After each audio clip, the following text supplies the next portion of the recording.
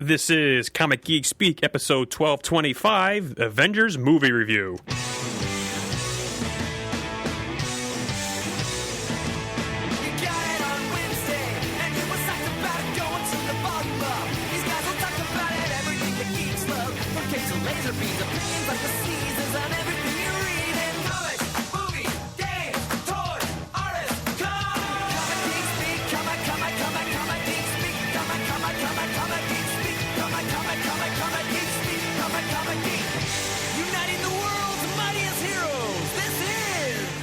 I'm Brian Chrisman. I'm Jamie D. I'm Shane Kelly. I'm Adam Murdo. I'm Mike Gallagher. I'm Matt. I'm Brian Deemer. And welcome to the show. This episode of Comic Geek Speak is brought to you by superherostuff.com, where you can go to for all of your Superhero stuff. Hey, I was waiting, Jamie. I was like, ooh, he's going to get it. Very good.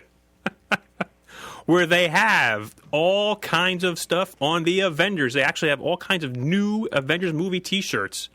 Let's see what they got here. Oh, geez. Yeah, individual of Avengers. Cap, Iron Man, Hulk, of course, and all. Ooh, the Avengers. Ooh, it's a Black Widow shirt. Wow. Yeah. Well, of course, this one's based on the comic art. Doesn't matter. She was hot. Oh, yeah, I know, but it's Hey, it's not a Scarlett Johansson T-shirt, Hot's unfortunately. hot. Yes, hot is hot. And oh man, and they do have the cardboard standouts, and there is a Scarlett Johansson cardboard standout in her Black Widow costume. okay. Now we're talking. Now you go, as well as Cap, Iron Man, Hulk, Hawkeye, ooh, and Nick Fury. So if you want Samuel L. Jackson standing in your living room, you can get it from superherostuff.com. That'd be like a burglar deterrent. You just stick him in the hallway, and the guy comes in, boom, out the door he goes. Samuel L. is in everything. That's right. He's even in my hallway. I mean, you can put your iPhone in his hand, and he can talk to it. As well as all the other accoutrements. The bobbleheads, all those little wacky wobblers. And I was just, when we were at Wild Pig last weekend, Shauna, I don't know if they have them on here, but got your nephew, Jamie, was it the Avengers swim trunks? Captain America. With Yeah. Captain America right in the front? With America in the front, yes. All right, so once again, go to superherostuff.com for all your superhero stuff. All right, we went to go see Avengers opening night in the United States. We know it opened earlier in Europe. Mm-hmm. I'm sure our European friends have just been dying to gush about this. But they've been considerate and have avoided spoiling anything for us. We thank them for that. Yeah, I imagine not really get anything spoiled for me. No, me either. Not a thing. Really? I don't think so. Nothing was spoiled. All right. And we saw it in IMAX 3D. Mm-hmm. Which I actually enjoyed. I'm not a big fan of this 3D stuff, but it was not bad. It gave some nice depth perception at scenes on the helicarrier and various other places that I thought looked pretty good. It wasn't as bad as it could have been, but the only part that I liked in 3D was like when they were inside Tony's helmet with the 3D displays. Yeah. But the rest I could have done without it. Honestly, I think I enjoyed the 3D on Ghost Rider Spirit of Vengeance better than I did this. Really? Yeah, not saying it detracted anything from the movie. It's just... Was this originally shot in 3D, or did they convert it? No, they converted it. Okay. But it was the high cost conversion. So Because I know there were some times where my glasses were bothering me, and I lowered them, and when I looked at the screen, it didn't look like it was a 3D shot. So that's why I was wondering if the entire thing was shot in 3D or just converted. Excellent. That's it. We're done. No. I was going to say, wow, this is scintillating review stuff. I didn't like the 3D. So I guess Great movie! Yes. Jesus Christ! Oh my God, you guys are sitting here complaining about the 3D? Let's talk about the movie. That movie kicked ass. record breaking. Next. Holy cow. Marvel has consistently done things now where they've taken characters that I don't like Iron Man and Cap, and now I can add the Hulk. And I love the movie Iron Man. I love the movie Cap. I love this movie's Hulk. Yes. Yeah, I Yeah, mean, the Hulk was surprisingly good, considering that in general, I'm not a huge Hulk fan, and then the Ang Lee movie was pretty disappointing. The second one was pretty good, but the Hulk in this movie was definitely the best Hulk we've seen so far. Oh yeah, he was a lot of fun. Because I heard there's some talk out there now he needs a movie, and I liked him in this role, but I don't know if he could do without redoing an origin movie. I don't want to see just a Hulk movie. So would it be the Hulk teaming up with another character? Is that what you have? No, I just liked him in this function. I think something else would just it's going to kind of feel the same. Yeah, because we talked about that before with the Hulk in the comic books. Like, a lot of us prefer him as, this force of nature that comes in through the comic and does stuff and then leaves, and not focusing on him. Somebody said this weekend that if you could get some inner monologue of the Hulk as opposed to just kind of seeing him through the eyes of other characters, it would be interesting for just, a Hulk movie. That's why it works more in the comics than the movie. But in this, he wasn't the central focal point. And actually, I know I was talking with someone last week that had seen Pete saw an advanced screening of it, so we were talking a little bit, and we were both convinced beforehand that either Robert Downey Jr. or Sam Jackson are going to steal the movie. And after he said we were both wrong. But he wouldn't tell me who it was. And when we got done seeing it, I said it was Mark Ruffalo. And he said that's right. And all the majority of the coolest scenes in the movie I thought had him. And you were just waiting for him to Hulk out, and just to see Robert Downey Jr. keep prodding him to try to get him to Hulk out, I thought was great. It definitely was the one scene that made me smile, and it still makes me smile when I think about it. And it was the first time I think you've seen them use the Hulk where he's just not. I mean, the first time you see him in the movie, and we're spoiling the hell out of this movie. Just want to say nobody said it up front. Fair warning. The first time you see him, he's fighting with Black Widow. He's chasing Black Widow through the helicarrier. And that's just the Hulk. You've seen that before in the Ang Lee version. You've seen it in the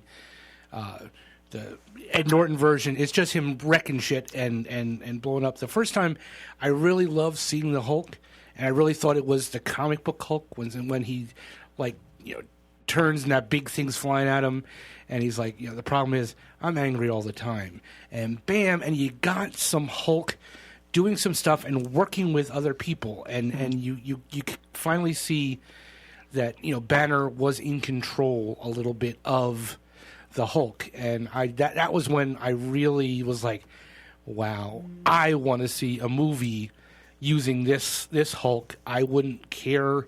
I just want a movie with the intelligent Hulk in there, or at least semi-intelligent, not just the brute force. Maybe he can control it a little bit. So, yeah, it's some great movie. I agree with you, because in the beginning of that, when Hulk's ravaging the helicarrier and breaking crap up, he really didn't seem to take care or recognize anybody. Yet in that final battle, even though he's whacking fellow Avengers around even in some spots. Oh, yeah, the bit where he just casually punched out Thor. He still recognizes them enough to, when Captain America says Hulk smash, and he goes off and does, he interacts with them much better than any other time in that movie. But because that first scene, but I liked it when he fought Thor, because for some reason I guess because in the other movies you don't see him really go up against, kind of Abomination, but you don't really see him go up against someone that could hold their own, that's kind of in control. So to see Thor and Hulk fight, I thought was great, especially when he tried to pick up Thor's hammer, and you could just see his feet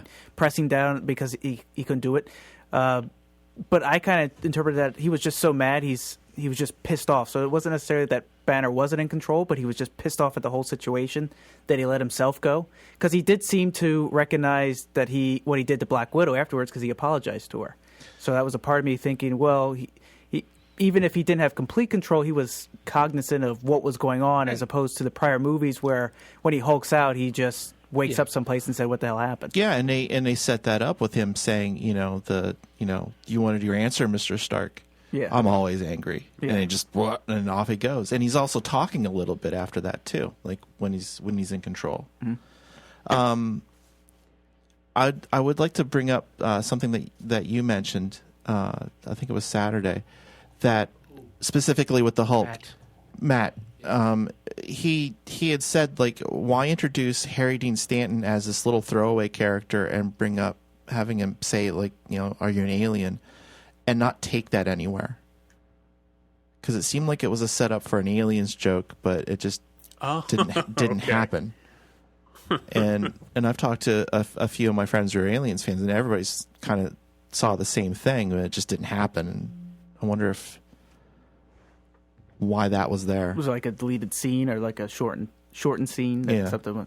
Yeah, just like even if it would have just been something to throw away, like asked him if he's an alien, and we said no. Just like, good, I hate it, especially if they burst out of your chest type of throwaway line. Yeah. Like that was something I was expecting for when I realized who it was, but no, it's the only connection I could see is just that Joss Whedon was part of Aliens Resurrection, but that's very, very. I mean, that's reaching for one. But, Yeah.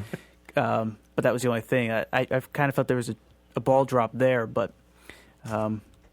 I guess we'll see when the DVD comes out. Yeah, it's a know- wild nitpick. I know Chris was telling Adam and I that he either heard or read someplace that there's a film scene that they cut from the movie because they didn't think it tied in with everything, where Cap at one point actually goes to see Peggy. So you get to see an older Peggy Carter. Yeah, I heard about that also. I didn't know that actually was filmed. I thought it was just one of like the stages of the writing, and it got cut out of the writing. I misinterpreted when Chris was telling us. Well, Chris seemed to think that it had been filmed and that we'd probably see it on a DVD or a Blu-ray somewhere down the line. Yeah. But personally, I can understand why they didn't, because that really takes you out of the setup for Cap. It doesn't have anything to do with his fighting in the with the Avengers. I'd rather see that in like Cap 2, where he's maybe going around and fighting. The only part I thought you might be able to crowbar in there is maybe how you saw him drive off on the motorcycle at the end. Yeah. Is maybe rather than kind of have that scene, just see him walk into a room where you realize it was an older Peggy. But I think that just would bring you that's what- down a little bit rather than push him up the way he was when he was driving off into the sunset, so to speak. Honestly, I almost thought they were going to have in the scene where he saved everybody in the bank, and that one girl was like, They focused on her. I thought specifically. it was going to come across Sharon Carter. Right. Yes, Her that's name what is I going to be like thought. Sharon Yeah, I Carter. kind of thought Exactly that what I too. was expecting. That was one of the scenes I was waiting for. I figured there was a reason why his mask got pulled off, so I was waiting for, because you're right, they did focus on that whole scene, so I was waiting for that to kind of there'd be a reasoning behind it, and there just really wasn't. Yeah. So that was another one of those parts I was like, is there something else that goes with this that they just had to cut down for timing? But it seemed deliberate that, because with his mask on or off, it didn't really serve any purpose except for the fact that you can see Chris Evans in the Captain America costume yet another time without his mask on, fighting. Well, notice like in all the publicity pictures I've seen in like the poster, you see Iron Man with his mask off, so you can see. Yeah. Yep. Because they want to see the actors' faces and everything. Could be that. What did you guys think about how they pulled everything together? How they were kind of apart, and then they had to slowly build throughout the movie to be. Well, Brian had You to want talk. me to chime in? Yeah, why don't you talk about that? That was my segue for you. Good going, Matt. I hated it. I loved the movie, loved it. But I really freaking hate in movies when they do that, when the team has to break apart. Like, I was so worried about the movie because in the first 3 minutes, Hawkeye's a bad guy, and I was like, oh, this is going to suck. Like, why do they have to do that? The team is supposed to be the team from the minute it starts to the minute it ends. I hate that. It's so cliche, and it just distracts me from, the last 20 minutes of the movie or whatever when they're working as a team was, probably the best 20 minutes in all of superhero film history, right? The whole movie could have been that if they had just been working as a team the whole movie. Right? I can't stand it. Joss Whedon wasn't the first person to do it. It's been in many movies and all kinds of different genres, and it always makes me crazy when people who are supposed to be working together do not work together. So I was really disappointed in that, and as much as the movie was awesome, it could have been 10 times more awesome if they hadn't done that. For me. Some people maybe don't mind it. That's fine. I hate that. Well, I don't disagree with you about the working together part, because that seemed to take a long time to build to that point. But as far as like Hawkeye being a villain right away, and things like that. That doesn't bother me because that's very comic booky to me. There's always a hero that gets hypnotized or brainwashed or controlled. Yeah, plus, that's kind of what happened with Hawkeye when he first appeared. I mean, he wasn't mind controlled, but the Black Widow persuaded him to fight Iron Man, and so he ended up accidentally starting his heroic career as a villain. So call that a nod to Marvel history. You see, that was actually one of the things I didn't like. I liked how Black Widow seemed to be more than just a cardboard cutout, like she did kind of in Iron Man 2, though I missed the longer red hair. But anyway, because I liked the scene where she was talking to Loki and kind of compromised herself to get the information, just kind of thank you for your cooperation, turned away. But then it seemed Hawkeye became the one-dimensional character. So even when he was fighting on the team, he did some cool stuff. But I was waiting for him to do a little bit more so that you saw there was some depth to the character. Yeah, just get to know Clint Barton as well as the avenging archer Hawkeye. Well, they didn't really call him Hawkeye either. At one point, one or two. Hawk. The Hawk. Yeah. Yeah, I didn't like that. Watching from his nest up there. The internal strife thing, too. I mean, I understand your displeasure, Brian, but, it's kind of Marvel Comics tradition to have members of a superhero team quarrel amongst themselves. I know, and I don't like it there either. I actually really fell for that because there's a scene where they're all individually picking on each other in the room together, and I'm like, no, you can't do this because this is what Loki wants, and I'm like, stopped, and I'm like, oh my god, I'm actually falling for it. I mean, personally, I didn't mind it at all. It's one of those, I think you needed that to really build the team. Had you taken all these diverse personalities and suddenly they're like, oh, I'm going to follow him. Yes, yeah, blah, blah, blah. They set the other movies up that there's no way Tony Stark would walk into a room and automatically follow the other people. And Cap has to be the leader because of who he is. So, they're going to bust heads. The thing I was happy that they didn't do was I really thought that fight was going to go on forever between Iron Man and Cap. Iron Man, Thor, and Cap bringing them together, and it was over quickly. Those are the things I don't like when they do the fighting. If they have to, struggle to become a cohesive team, that I can understand because like I said, they were very strong, diverse personalities trying to all work together. Everybody thought they were the leader, and they had to have that whole deal with the helicarrier almost falling out of the sky and all that to really bring them together as a team. And and that's what Whedon does for all his. You can go through every TV show he's ever done and movies. That one character who everybody pulls for, everybody likes, gets killed doing something heroically. Yeah. And Agent Coulson, finally bites the bullet. No, not finally, but bites the bullet. And the strong female character has to save the day. And yeah, so I mean, it was one of those. I had no problem with that, just as long as they didn't make it go on forever. Yeah. I really like the scene where Tony came on to the command center of the helicarrier and just kind of put on a show while he's loading that virus into the system. Yep.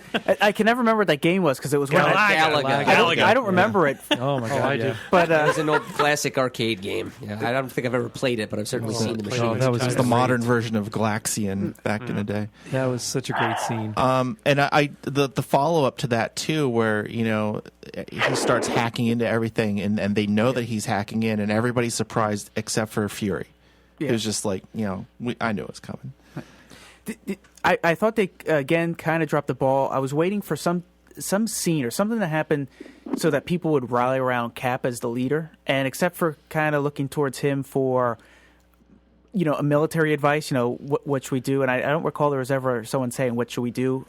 Before he just started saying, Hawkeye, you go up here. And I was waiting for something to make him stand out more. I mean, I know he's the living legend, and Tony does make the comment that, he's everything, he lives up to the name of the living legend. But I was waiting for that one moment, and I thought, it was weird, because before the movie came out, I thought, I hope they don't rush where at one point Cap picks up Thor's hammer for some reason, in battle. But then I thought that would have been a great a moment where maybe Thor was getting the crap kicked out of him, and, Cap's going to help him out, doesn't have a shield, he just randomly grabs something that happens to be the shield, and that's where Thor looks and sees, wow, he's worthy, and that kind of rallies everyone else. The hammer. I thought they focused a lot on the hammer, showing it falling to the ground here. They're like with the Hulk. I thought Maybe someone's going to pick it up, but I thought Cap was going to pick it up when Thor got knocked around and just got dropped, and he just pick it up and hand it back to just him. casually, And, and then Thor does a quick little double take. and that it didn't have to be something action dramatic for him to pick it up and show that he's worthy. Just pick it up and hand it back to him to show that he's worthy. I was just so happy that no one picked it up because I'm always like, you're going to break the rule. No, they didn't break I the think rule. Cap's the only one is who can worthy. pick it up. He certainly. Well, there have been other Earthlings to pick it up, but Cap's the one that comes most. Yeah, but immediately it's too soon with this, for a general audience to have somebody else touching that hammer and picking it up. to mind. Just to tease future developments. What did you guys think of the? But it takes the hammer away. It takes the whole meaning of the hammer away if you do it the second time you see the hammer. And Kind of somebody like else it takes the meaning of a team away if they're not working as a team. What did you guys think of as long as they come together at the end, it's all that matters. What did you guys think of the villain? Or the army that came through. I guess it's from the Ultimates. It's supposed to be the Scrolls. Yeah, that's what I That's heard, what Bill but- Ellis told us. Yeah. But personally, for me, they're not Skrulls. For me, No, they're just, not Skrulls. They're They're insect just- men from another dimension. Yeah, I didn't buy that as Skrulls. Okay, who among us thought that the big baddie was going to end up being Annihilus? I did. Yeah. I did. no. Yeah.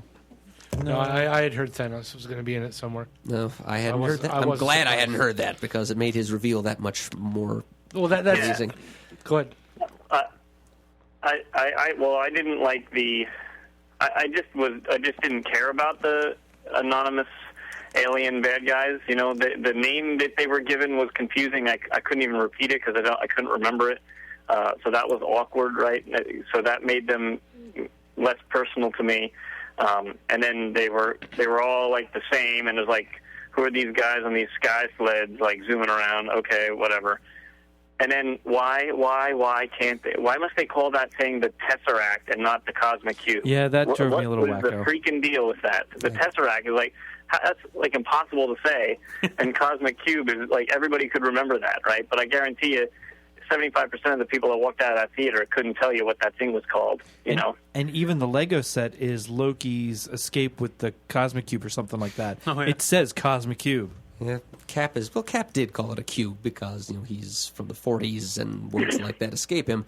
But I think they probably thought. I wish they called it a cosmic cube too, but I guess their thinking is it would have sounded too goofy to a modern audience. Actually, I kept Would waiting. it sound any goofier than Tesseract or whatever the hell they're called? I don't know.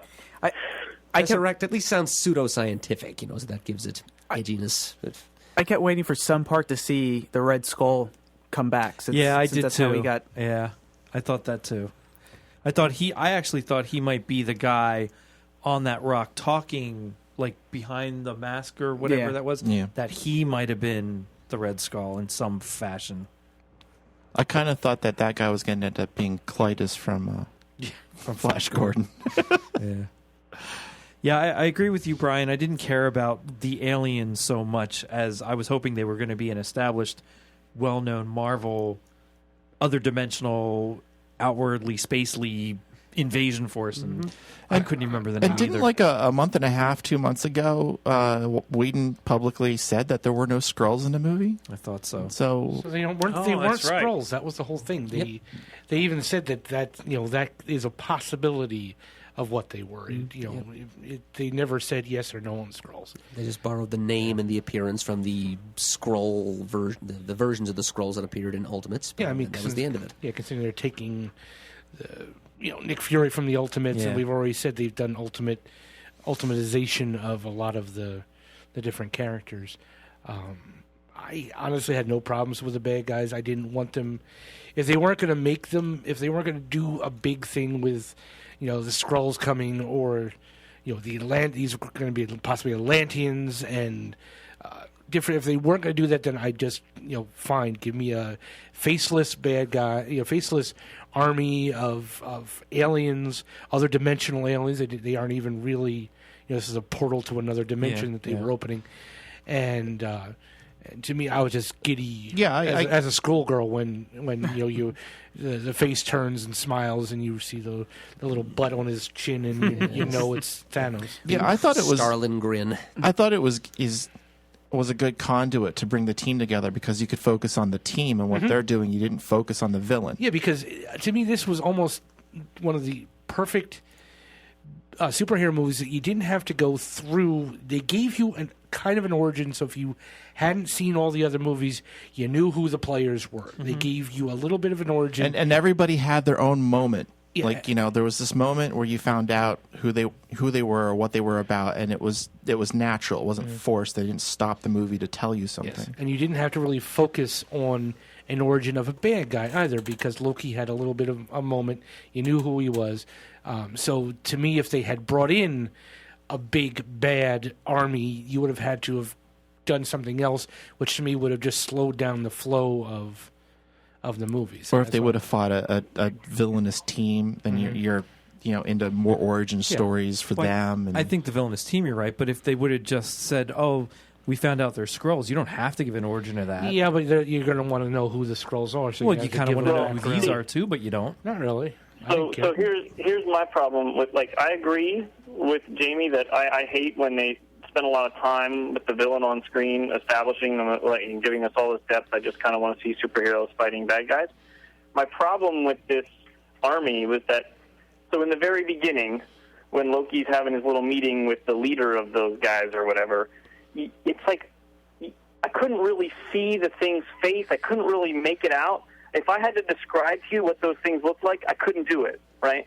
Because they were so awkward or dark or generic or something that I can't even tell you what they are, and that then takes me out of it, right? Like, if they were green guys with the big striped chin, right, even if they didn't call them Skrulls or whatever, at least you'd be like, you would really identify them. You could pick them out of a lineup, you know what I mean? But these things were so odd that I don't know what to make of them. So I felt very disconnected from the battle, because it was almost like I couldn't even picture them in my mind's eye, even though I was watching them on the screen. If that makes any sense at all, I don't really know how to describe it. I actually agree with you. They were very innocuous. It was almost like how in the 80s they would portray the Viet Cong.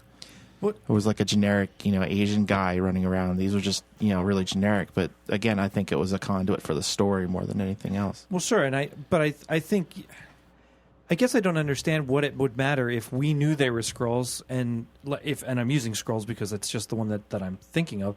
If we knew they were Skrulls and they still didn't give us an origin, what would the difference be? I don't need an origin. Because the general audience would want to know what a Skrull is. But the general audience might want to know what these things are too. But they're not a known Marvel character, so what does it matter?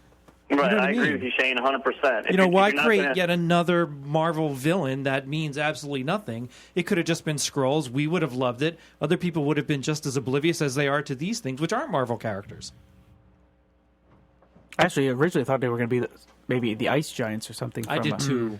That would work a little better. Yeah, the problem with using actual Marvel Universe Skrulls, though, is that they're a little more intelligent and they have those shape-shifting powers, and so that would have. They were but just there looking again, for... you know that because you know the Skrulls. General audience doesn't. So if you put them in the movie and you don't use that part of them, nobody's going to know except us. And to a certain extent, if you just use them as the invading force army and the Avengers are what you're focusing on and they're just a conduit for the story, it wouldn't matter if they were doing the whole shape-shifting thing. They're just invading and the Avengers are pushing them back. Yeah, true. That's all. Yeah, I'll agree. You're wrong. You're crazy. Yet another innocuous bad guy just to make another bad guy. Well, they didn't. It was just an army. It was just. Well, the Skrulls are just an army. It was canon. No, the Skrulls are interesting. The Skrulls have the Skrulls can be interesting for the next movie. But you don't want the. I don't. If I want the Skrulls, and I want the Kree in it, and I want them to do the. I'll tell you why you're wrong, Jamie. I'll tell you why you're wrong, right? Because why Shane is right. You have the Skrulls. You don't have to go in the background. Yeah. You can show them very quickly shape-shifting, but you don't have to make such a big deal out of it, right? And then the movie, one of the ending scenes is some, like, New York cab driver, somebody gets in, some, business person gets in the back seat, and then the cab driver's face just turns green and then goes back to the cab driver, and you're like, oh, the Skrulls have invaded New York, and then you're like, there you go, you're primed for your second movie. Now you turn second, third, it can be 4 movies down the road. It doesn't matter. Right. That's what would have been so cool. I hate creating new villains for movies that are so good. And don't get me wrong, I love the movie. I love the action scenes. The battle was great. Why make yet another bad guy that meant nothing? I have to say, for the longest time, I didn't realize. I was trying to figure out where they were going with this. The movie didn't seem short when I say this, but it seemed long. Where I knew they were building for something, and I guess maybe because a lot of the scenes they didn't really show you anything about the invading. I mean, you knew something was going to invade, but you didn't say you saw Loki. Whereas in like Dark Knight Rises, I can basically go through and tell you exactly what's going to happen in that movie. And this, maybe it's because I don't know the Avengers enough to kind of give you to get an idea of what was going to happen. I mean, I knew they were going to get together for some reason, invasion, but I didn't see how they were going to get out of it. Would it just be New York? Would it expand to that? And I did want to ask, did they ever in the comics, or if it's ever in the comics, say who the council is? Or is that just something that was made for the movie? That's new for the movie. Yeah. Okay. Oh, there's been a Shield Council before. Yeah, just a bunch of mysterious administrators, non-combatant types. I know this because I've read Nick Fury versus Shield. I mean, Chris let me borrow it, and it turns out that they were all just puppet governors that put in place by the mysterious bad guy of that miniseries. But just the point is that there has been a ruling council of Shield before.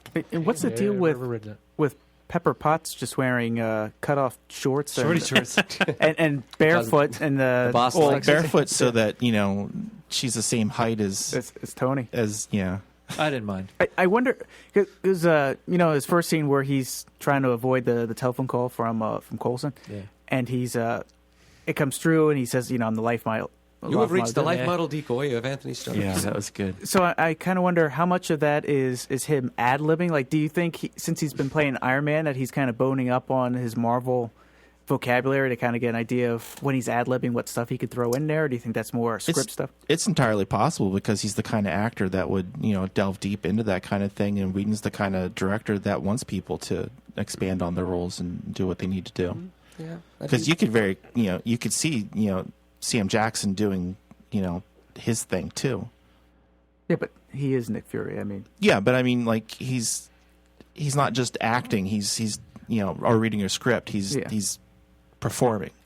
There's a lot of performance in that movie. There's a lot of possibility for improv, and I think going back to a point before, I think the movie was designed to focus on the team, struggling so hard to become a team, and then finally making it a team that it focused on that and nothing else. So nothing else was important enough to get into. I had a split second when Fury was, brought those cards out that Coulson had in his pocket. And then, he died with these in his pocket. He goes, cap card, some kind of sign. And then everyone left. And Maria Hill was saying, those were in his locker. I was thinking, wait a minute, this is sort of a trick that he's actually really alive? Yeah, no. No. Just got the cards, dipped them in his blood, threw them on the table. Yeah. well, Adam, I guess this would be a good time for you to throw out your theory for the next one. Okay, relating to Agent Coulson, Yeah. who apparently has become a fan favorite character. Oh, I love him. Oh yeah, well, I mean, even Marvel's acknowledged that by having those little extra Coulson videos on the Blu-rays. Right, and didn't he just make an appearance in the comics? That's several people said that over the Yeah. But it may be one I haven't read yet. I don't know I missed exactly that. where. Spoiler. Yep, I'm a little surprised that he's become so popular. I always thought he was just kind of annoying, but really? anyway, he's cool. they seem to have set him up as He's the not Ferris Bueller. Stop. no. That's I didn't say hateful. I said annoying. He's not the Lucky Charms leprechaun. Come on. They seem to have set him up as the human heart, soul, and conscience of the team, though. So my theory is that we haven't seen the last of him, and that S.H.I.E.L.D. probably has recorded his personality profile digitally in some way, and they're going to use it to program a certain synthezoid. We might see Phil Coulson as the human source material for the Vision. Oh, I like that idea. that's nice. In the next movie. Anyway, it was Battle Scars number 6 is okay. a spoiler. Really, I guess they introduced Coulson. Well, Marvel. they also introduced something else in that too. We don't want to Battle Scars. We don't want to. Yeah, I'm not going to say what it is because it's a very big part of the new Marvel universe. What did you think of Maria Hill? I liked her. I mean, Yeah, I liked her. I was glad she wasn't like the she bitch that she was in the comics. I mean, I know the actress was it Colby Smulders. Yeah. The stuff that I read was, because she doesn't do too much action stuff, so they didn't really give her a military consultant to kind of show her. So she hired one on her own just to She hired get a out. military. Nice. We can go get one of those. I need Well, one of I'm those. sure- Well, they're You're all an over actor. Hollywood. I need one of those. But for the training, so she could look the part. So I was Oh, okay. when I read that, I was like, well, I hope you do a little bit. I would have liked to see her do a little bit more, but thinking back, like, what else would she have really done without it making more of we need a specific scene where you're doing something? Yeah. Yeah, I liked her performance, and I really bought her in the character too. Oh, certainly, yeah. I like the fact that the wardrobe and makeup people didn't sexualize her too much. She was she was just a professional, just believable in the role of a government agency. Or that the S.H.I.E.L.D. agents all, had their uniforms and they weren't skin tight. They were just like good-looking uniforms. Yeah. Was there a moment's hesitation for anyone when they first arrived on the aircraft carrier that they thought, okay, it's not going to fly? Or did you just figure... No, I just figured it was going to take off. Oh, yeah. As soon as Cap said, is this thing going to submerge? I thought, oh, wait, it's going to go the other way. Yeah. Here's how disconnected I am. This gives you an insight into my brain and how I forget stuff. I see him get on an aircraft carrier, and that's as far as I thought. I'm like, oh, they're on an aircraft carrier. That's cool. And then it wasn't until that line I went, oh, wait, that's right. They have a helicarrier. I forgot. Yeah, well, it's to me, it was the fact that when I think helicarrier, that's not what I think of. It's not an aircraft carrier. It's more like a giant city with like a flat top. It doesn't look like an aircraft. That was almost like, Yamato, battleship Yamato, using an actual battleship as their ship to fly. So yeah, I agree with you, Brian. When they got on, I was like, oh, okay, they're on there. And then as soon as when Mert said the line came up about is this going to submerge, I'm like, oh, I know what they're going to do. Yeah, because when I first saw it, I thought, okay, so it's just going to be, an aircraft carrier instead of the helicarrier. Mm-hmm. And then it was when they made the comment about not getting inside, I was like, okay, I guess it is going to do something else.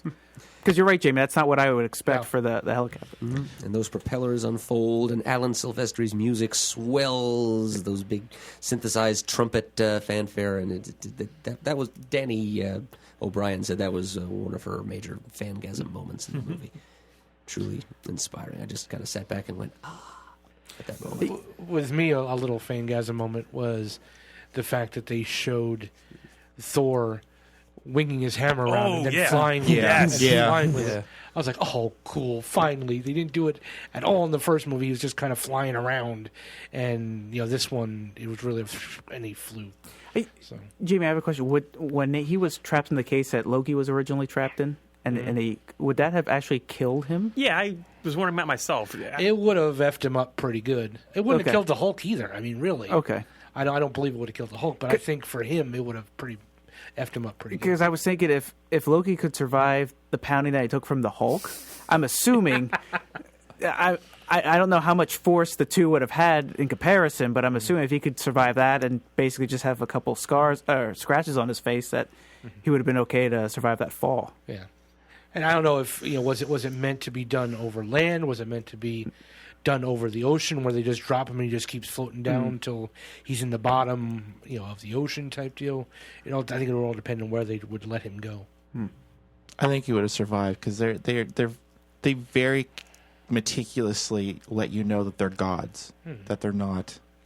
Like they would call them demigods too. So the humans do, but Loki says he's a god. He's not. Well, that's in his mind, though. But that's how it is. I mean, technically, they're just aliens. So, I do like the and Jaws always does this in his stuff, where you have some type of intense moment, and it's kind of undercut by some type of an off-color line, not an off-color line, but like an off, a one-off joke type of thing. And for some reason, when it comes into mind is how Thor was saying about how Loki was his brother. And he's like, well, he is adopted. Yeah. Well, let me just say that all of those one-liner things, I loved. Every one of them. And I'm sorry that I lost control of my laughter a couple times. Several times. I'm sorry. Right. I couldn't help it. I didn't notice. You didn't notice? No, I didn't notice either. That noise, the sound was so loud, and I'm focusing so much on the movie that I don't pay attention. I don't know if you mentioned it. We went to see the movie with the Wild Pig crew and a lot of other people. And of course, Phaedra was there, and your son Ben was there. But I think it was... Shoshana was there, yes. And I guess Dan and Ryan were a few rows in front of us. Mm-hmm. And at some point after the movie, they turned and said, was that Pam? Was that you laughing? So they ignored her. No, I didn't hear it at all. So sorry. Ryan was so excited to hear you laughing. He's like, I heard it in real life. It was awesome. All you do is do a card trick and I'll start laughing. Yay! I have to say, it was weird to hear some of Tony's I wouldn't say insults, but some the names he would call people, like to hear him say, reindeer games to Loki, and even when he brought out Point Break. Point Break was awesome. I could say last time I thought of that movie for him to just also be like, nice swing there, Point Break. That was all good. I loved when he was prodding Bruce Banner in the lab. That whole scene of them in the lab, I loved. I thought one of the best scenes for me in the movie was when he was telling Bruce, you can control it. Yeah, I was just about to say I can control this. You can, and you can see how like he put a lot of trust and faith in Bruce and just left it there. And then that started to work on Bruce over the course of the movie. I kind of. For the next Iron Man movie, I'd almost want to see, even if we don't see the Hulk, but Banner in there because they drove off together. Oh yeah, and he offered him, hey, I can give you some floors in the tower, and you can do. That'd be totally really wanna cool. see that. I have to say that while we were getting ready to go to Wild Pig, and you guys in the room know this, my son had watched Iron Man, and we saw some of Iron Man 2. He didn't see Incredible Hulk, which I didn't think posed anything good or bad really for the movie. But we watched Thor in the morning, and he watched Captain America all the way down in getting ready for the Avengers. And I actually thought because it was so late when we were seeing it, he might doze off or get a little cranky or something. He loved it. He was laughing. He was clapping. He was stomping his feet at the exciting parts. When Captain America says to Hulk, Hulk smash, when you first see Cap and he goes, Hulk, and he points his finger, he turned to me and goes, Daddy, he's going to say smash. And he just loved it. He was so excited to see, I love that. Oh, he was a little adrenaline junkie. Yeah. He was great. Because there was one point we were watching him because we were right behind you guys. Because he's just like vibrating in his seat. He really got a kick out of it. Every now and then he'd like jump up out of his seat and rearrange like, ah! Mm-hmm. And Phaedra was like, oh, I wish I was his age to watch this. He loved it. There were some things that I had actually forgotten from the other movies that were setting us up. And I know one where I think they were flying to the aircraft carrier, and Cap's kind of just going over the guys that he's going to be meeting. He says about Banner. He's like, he tried to replicate the formula, and he's like, well, a lot of people did. And it's like, oh yeah, that's right. In the Ed Norton one, that's something he was working on at the time. Yeah. That was really neat of Coulson to act so fanboy. I have your cards. It's a mint set. Oh, God. Well, wasn't it originally somebody else? I think Maria Hill was talking about. It was Scarlet Black Widow. Black Widow. Yeah, she mentioned. Yeah, has he asked you to sign his trading card set yet? Yeah, and then it was a cutaway where he did. It was in the middle of the conversation. Yeah, and you realize that Coulson's talking about the cards. Yeah, that was great. Very neatly set up. Go ahead. I was just going to say, I liked how I was so concerned that it was going to be Black Widow and Hawkeye had some like relationship, but I liked what they did where he saved her from the life that she had, and that was more the debt that she had to pay as opposed to that they were lovers. Yeah, I thought that was really cool.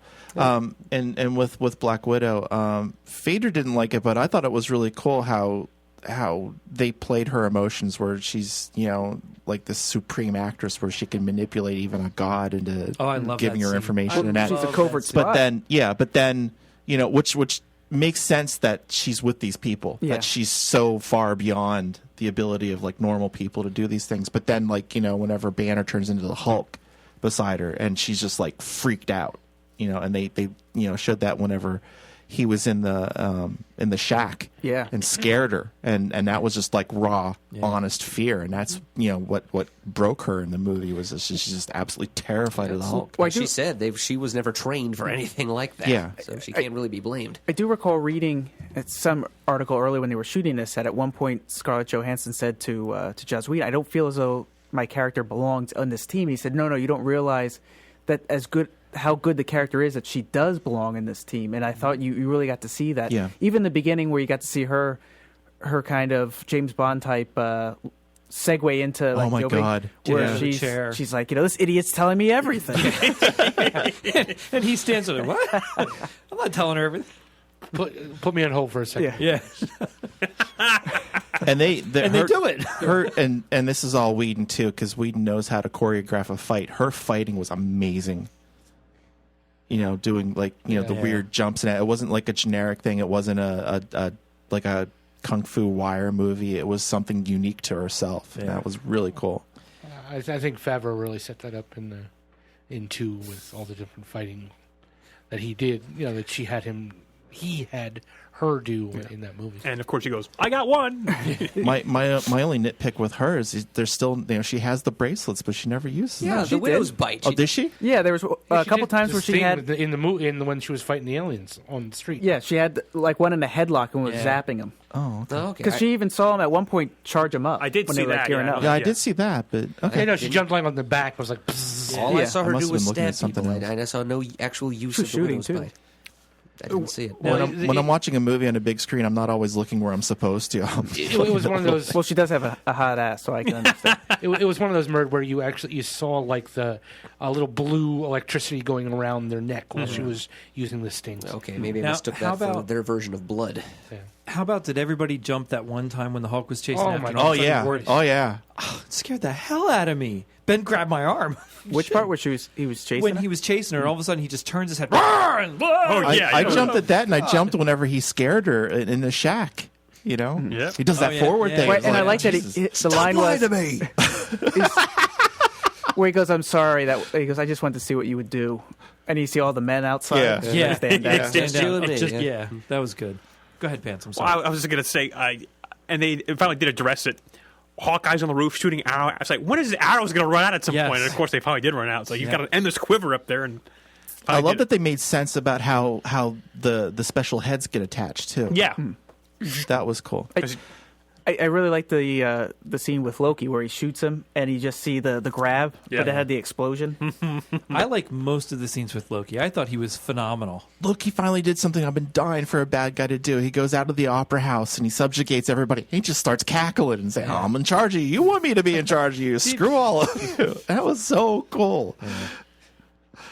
What type of not ramifications, but do you think some of this will trickle into, like, do you think, like, I got the feeling that Tony really got the idea of more of what it means to be a hero with, like, the sacrifice he was willing to do. So will that, in the Iron Man 3, will he kind of be like he was at the beginning of this movie, or do you think you'd have a more sense of that type of thing? I mean, I guess in a way it's kind of so, but I think we'll see how far they want to take what they've set up in this movie into the other ones. You know, it'll be interesting to see what they do. You know, if any of the changes, because you figure Thor, you already have. He's bringing Loki back, and will they go right from there? Will it be something where Loki's away, and we'll get other bad guys, jumping in? Cap.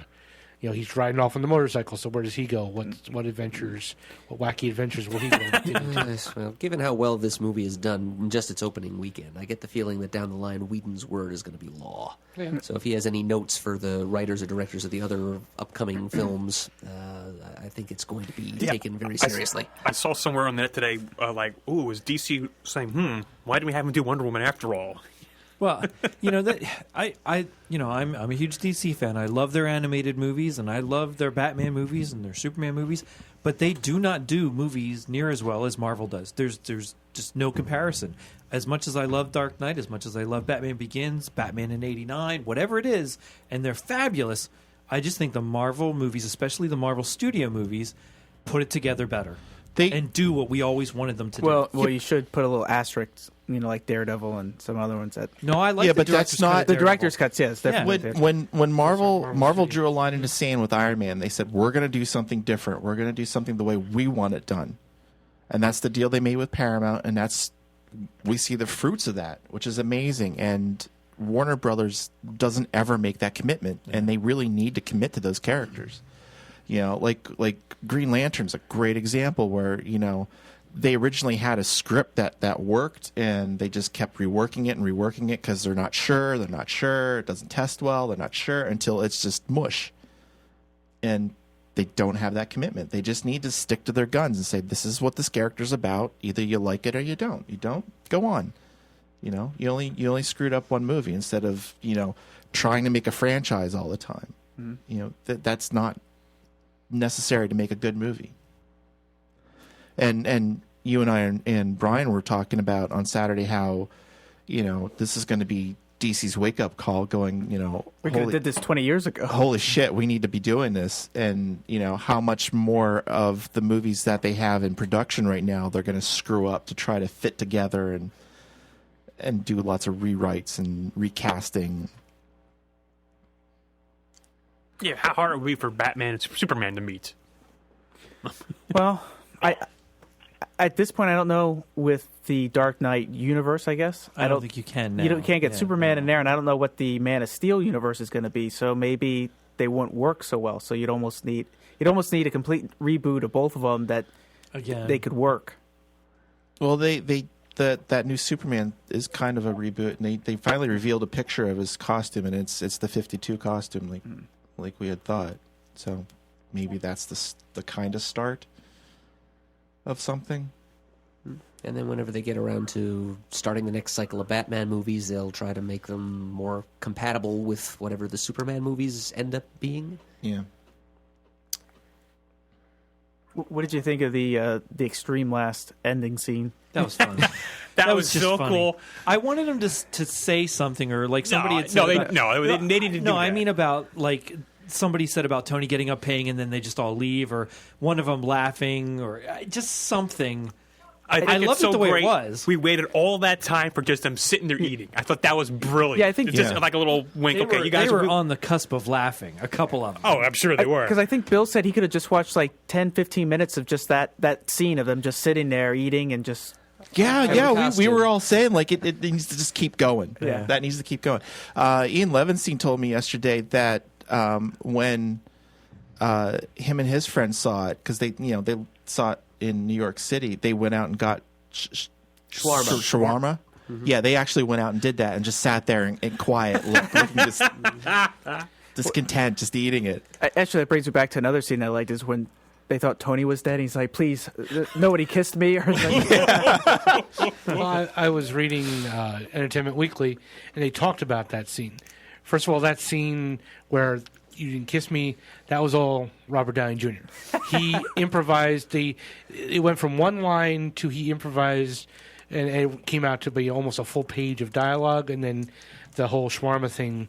And then that scene, they actually only filmed like 2 weeks ago. yeah, I heard that. They got them all back together, and the reason you don't see Cap full faced is because Chris Evans now has a beard for his new movie, so he stood with his hand over his face, that way as on purpose. That was all filmed as just a little Easter egg at the end. It was tipped off. I think Downey Jr. was on the red carpet somewhere, and he said that they just gotten done filming, or they were going to film, and they were like, "What are you going to film?" And you're going to film a scene for the movie that's coming out in 2 weeks, and so that was all totally like filmed. Pete told me when he saw it last Tuesday in the advance that wasn't there at all, so they must have just added it for the opening weekend. Did he say what there? I'm sorry. Was there like an ending at all? It was just the Thanos and the rest of the credits. That was it. Because I said, "Did you get to see the?" He told me he saw a picture of it, but he didn't know that was an actual scene. Cage Gnarly on Ustream asks, "Did you guys catch the potential setup for a Civil War-like story?" I didn't. No, I didn't think too far ahead for that. No, when they left, I got the feeling everyone was it was a pretty good tight. team. Yeah. Well, the Shield Council still has their doubts, so maybe Yeah, the Superhuman Registration Act could spin out of that, possibly. Maybe that's what he's talking about.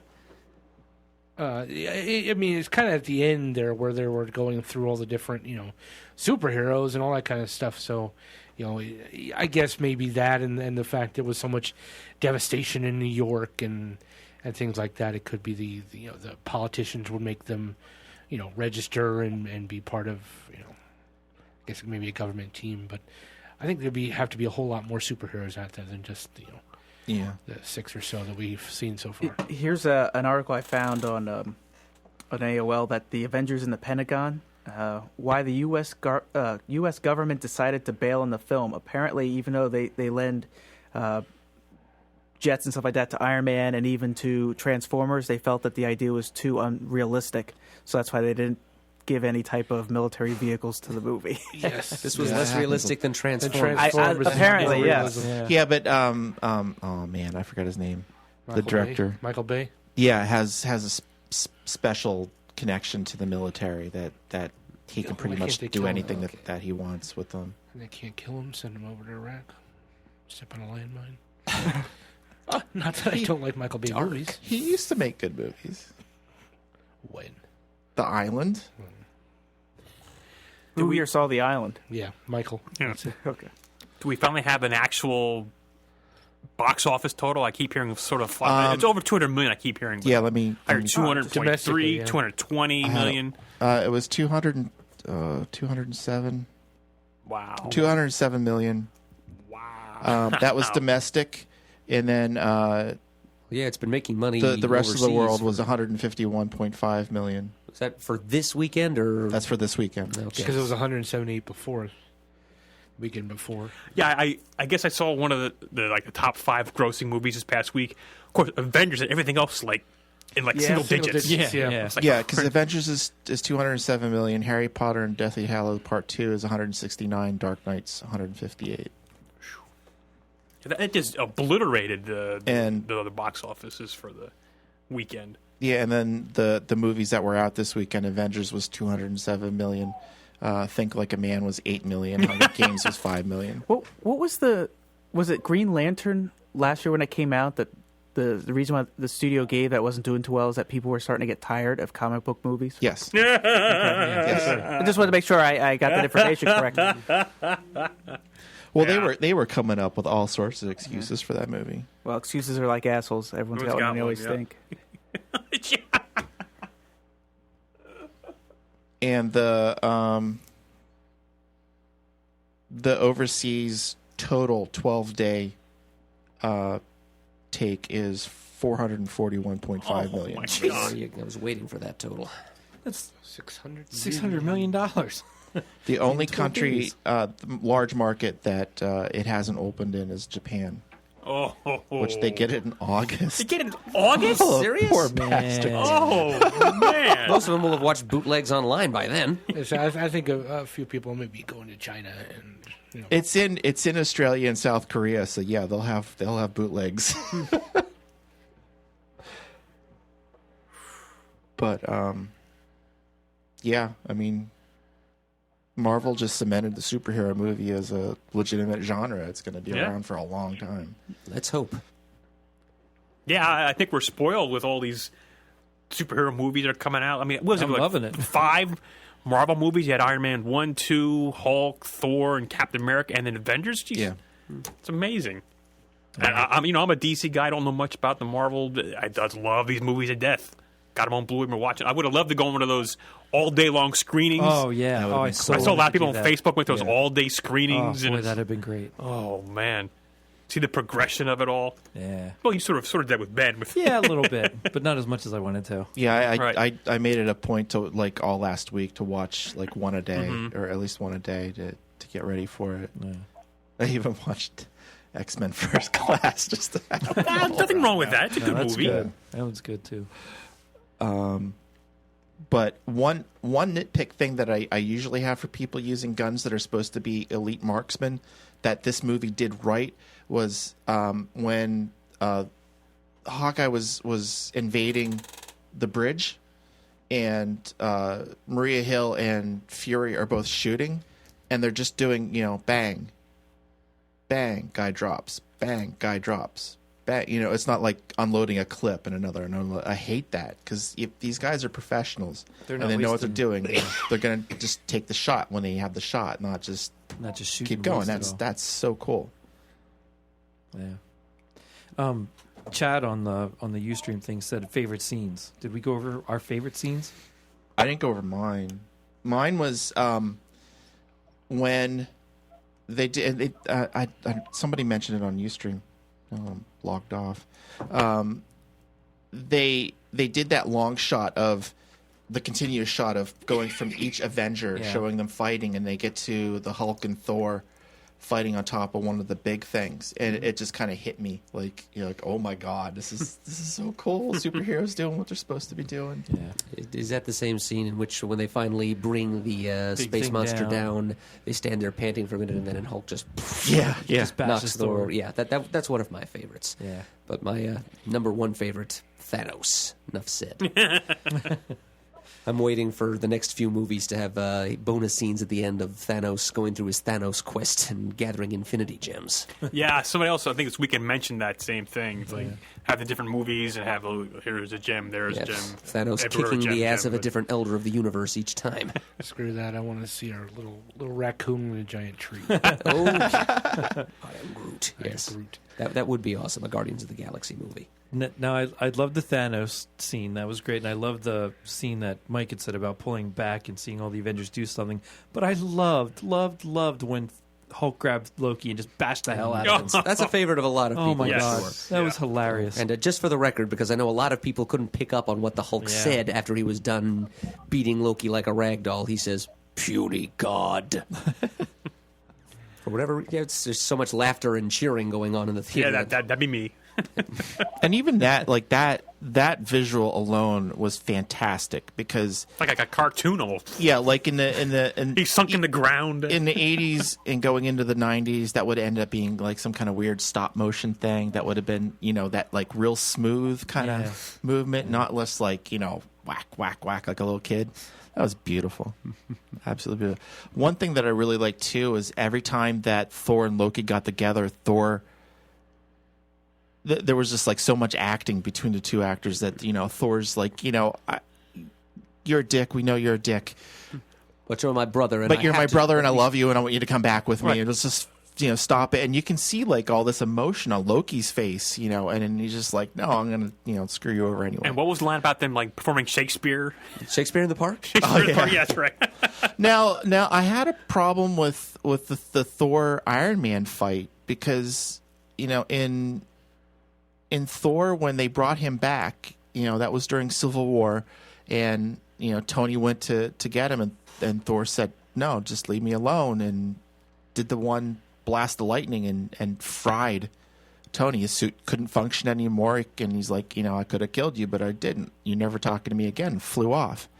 That's my impression of what Thor can do to Iron Man. So having Iron Man pretty much going toe-to-toe with Thor and doing a good job was bothering me. Well, this is the first time Thor and Iron Man have met in this reality, so maybe Thor just underestimated him and didn't use as much current as he could or should have. Well, and even if that, I think also with Thor's experience in the Thor movie, he kind of knows that not all humans are bad. So maybe without knowing, he didn't want to just kill Iron Man, is what I'm saying. He just didn't want to destroy him. So he probably held back a little, I would think. Plus, he seems like he's not quite as powerful in the movies as he is in the comics, because like he had to grab a hold of the Chrysler Building and use it as a lightning rod. Yeah. I remember one of the concerns was how were you going to incorporate, since Iron Man's more of technology based and you have Thor, which is more magical based, how they were going to intertwine a movie where you have characters from different backgrounds. But I thought everything went smoothly. I thought everything got a little bit of enough time that it didn't outweigh the other, and everything just was more cohesive. With the exception of Hawkeye.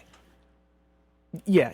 Hawkeye needs a little more development. Yeah, I mean, and he'll get it. He'll at get the it very later. beginning, don't know much about him, and then boom, all of a sudden he's a bad guy. It's like, Well, I think you know. was okay. I think you know enough about him that he's a guy who shoots arrows. No. He's really good, and he does, smart ass quips because you already got that out of Thor. Yeah.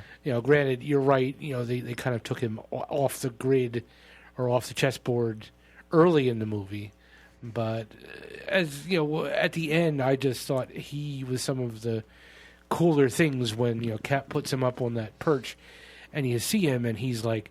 He's watching stuff, and he just he's looking off to the side, and all of a sudden he takes the arrow and shoots it to the opposite way he's looking, and he hits what he's aiming at. And as Mike said, the whole thing was he presses the button and he gets the right arrow that he's looking for, and he proves that he can, he's a fighter. He can fight. He can hold his own with not so much with I won't say at the level of Black Widow, but you can tell that if he doesn't have the arrow, he doesn't have his bow or arrows, he can still definitely take care of himself. I'd rather see him in the background of movies because Hawkeye, I don't know if at least this Hawkeye could carry a movie, but hopefully maybe in movies to come he'll pop up in different places. as we bid adieu to Mike, he's got to go. Does The actor who played Hawkeye did a pretty good job in Mission Impossible: Ghost Protocol. Yes. Oh yeah. Oh, yeah. Yeah. He was, I like that actor in anything I've seen. Jeremy him. Renner. Yeah. He was on that one TV show. He was in an episode of Angel. Was he? Yeah. Oh, the police He was show. a police show. He owned a grill shop that he cooked breakfast at for people and then closed down and go to a cop. Yeah. And it was like an offbeat dark comedy thing. I liked him in that. I'm sorry, Brian. Go ahead. Yeah. No, so he can carry a scene. Yeah. He was another one I remember reading that he did a lot of archery so he could pull off. He try to be more true to the character. That's actually, I respect that a lot. But when you see actors, they're not just they always have that. There's this one cutaway from Family Guy where they talk about Ben Affleck, how he prepares for roles. Oh, crap, I got to be Henry VIII in 20 minutes. Yeah. Hello. Got it. Yeah. Some actors just do, they phone in their performance. And so I respect them more when there's so much background material. Going that extra mile for their paycheck. Even in a popcorn movie, like one of the very first time I was... One of the very first time that I can remember him as an actor, and he kind of came across my radar, was SWAT. He was like the bad guy in SWAT, which is Samuel L. Jackson. Little throwback, but it was just he was a bad guy. That was the whole thing. He was a good guy, and then he turned bad guy, and it was just like I just was really drawn to him as an actor, and then to watch him progress and go into things like the Hurt Locker and some other stuff. I agree with Brian. I think he's he can carry. He might be able to carry a movie if maybe it was like a Hawkeye, Black Widow type movie, like them together doing almost Mission Impossible type stuff. I think you got Actually, something there. he stars in The Bourne Legacy, which comes out later. Yeah, he's this summer. taking over for Matt Damon. Yeah, I think Damon. he could carry a movie more than Hawkeye could carry a movie. Yeah. Shane, that series he was in was called The Unusuals. Thank you. Now, I used the first since Mike's not here to you, Matt. Are any of the actors signed on for additional Avengers movies? as far as I know, they were all like Chris Evans is signed on for 3 movies and the Avengers. Robert Downey Jr. was signed on for 3 movies and the Avengers. So a lot of them, I think it's their own character and then the Avengers. But I'm sure. When I want dollar sign, cha-ching, Yeah. cha-ching. I want to say I've heard that like Mark Ruffalo is on for like 8 movies. 9 is what I heard. 9, yeah. Wow. So I have a feeling you're right about like the Hulk may be showing up in a bunch of different movies as cameos or just Because I think Nick Fury or Sam Jackson, he's for 15. Yeah. Holy cow! Well, he's not dumb. Good No. Lord. God, no. I'm sure he even gets some licensing since the character's based on him, and he had to sign off Yeah. on his likeness. So Yeah, way back with the Ultimates. Yeah, how smart was that? Because if there's ever a movie, who would play him? Yeah, and the beauty of that is the fact that Sam is also a huge Sam Jackson is also a huge comic. I mean, you guys book don't like fan. this? Yeah, well, you don't like that, dude. Come on, shizness with everybody. Yep, he's been cited at Golden Apple out in L.A. Going back to favorite scenes, it was what I talked about. It was just that I'm angry all the time, and it was just so cool. Oh, yeah. Just one of those really cool moments. So. I remember you had an issue with that, Adam. Which Initially, what? that when he said his secret is he's always upset. Yeah. I think you do lose something with the Hulk if you take it for granted that he's always in control of his persona and can become Hulk at any time. Because there needs to be. I mean, I'm not saying he should go into full on mopey, tortured, suicidal Bruce Banner either, because that doesn't make for good popcorn movies either. But I think that there needs to be. He needs to be in some kind of inner conflict between him and the Hulk. Because I justified it. The more I was thinking about it, this is supposed to be like an older Bruce Banner and an older Hulk. That the only way he could really control turning into the Hulk was he always had some type of a constant anger, even if it was just a little bit. So that way, the slightest thing couldn't anger him. That he escalates. That if he's able to maintain a certain level of anger, there's a little bit more leeway that if he does get a little bit angry, that he won't automatically turn into the Hulk. So it would have to be something that really stimulated him to get pissed off to get that way. So I can buy that, but I don't like the idea that he can let the monster out of the bottle that easily. And also what was the other thing I was going to say a minute ago? Scarlett Johansson has a hot ass? That's not it. Something else related to Banner. You need the sense of ever-present danger. This idea that there's this horrible, unbelievably strong beast in the midst of you that can just go off at any time if somebody says the wrong thing to this guy. So you lose a little bit of tension there. So yeah, I don't entirely approve of this interpretation of the Banner Hulk relationship. But I think you saw that in the scene in the shack with Scarlett Johansson. I think you saw that on the helicarrier when the explosion happened and took him off guard. I think there is a good amount of he can't control it as much as he can. He still can't. One thing goes the wrong way or he doesn't like something like what, even though he says that he did it to see what she would do, I don't necessarily buy that. I think he was getting pissy all of a sudden with what she was doing and decided to snap back at her a little bit. And I can relate to him because I'm pissy all the time. No. You people hear me be nice. Oh, God, people irritate the hell out You of me. people. We are aware of What do you Dark mean, God. you people? All of you guys. You guys. I don't know. I guess we said enough. Yeah, was it fricking swears? Oh, 5, 10, 20. 30, Yeah, I was 40. gonna say. If the limit's 5, I got to go like 10 or something, man. That I'm was gonna go phenomenal. 52. Frickin' swears. To paraphrase our old comrade Peter, if you give this movie fewer than 5 frickin' swears, you should have all your comics taken away from you. 5. 5. Yeah. I concur. I'm sure Mike gives it a 5. He has a note here. It's 5. I give it a 5. All right, anything else, gentlemen? Can't wait for the next. Oh, yes. And I'm still waiting for my freaking Ant-Man movie. So get on that, Marvel. That's actually something they're still working on. Good. Really? I hope so. It would have been nice if I had one small complaint about this movie, and it's that they didn't at least name drop Hank Pym and Janet Van Dyne somewhere in it. I mean, that's actually another one I could see, and maybe Iron Man 3, probably more than the other ones, is just, you have Pym working in one of the labs. Yeah. That's your segue to... There's a million different ways you could just squeeze in a little cameo. And it was funny because they actually do give you that little Easter egg in X-Men First Class. Don't they, of Janet Van Dyne? Isn't there a Van Dyne thing that somebody's reading a magazine that says Van Dyne on it? I thought. I'll have to watch that. Could be. I could be thinking of something else. It's late. I'm getting loopy. Loopy. All right. This episode is brought to you by superherostuff.com. We can go to for all of your Superhero stuff. Shane, why do you I want denied you. You denied me. Yeah, I don't know why. Oh, you're not getting anything from Superhero stuff. That's for right. sure. I wasn't allowed to enter the continent. That's right. If you want to leave us a voicemail, the number is 267-702-6642. You can send us an email. We're comicgeekspeak@gmail.com. You can follow us on Twitter, like us on Facebook, or the other way around. We're Comic Geek Speak. I always get that wrong.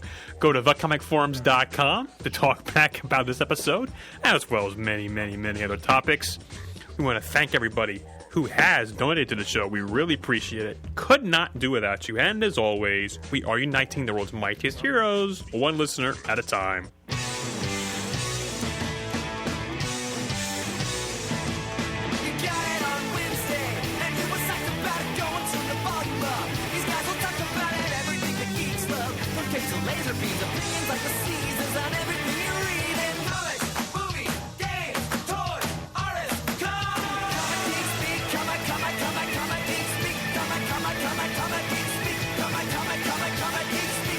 Comic Geek Speak.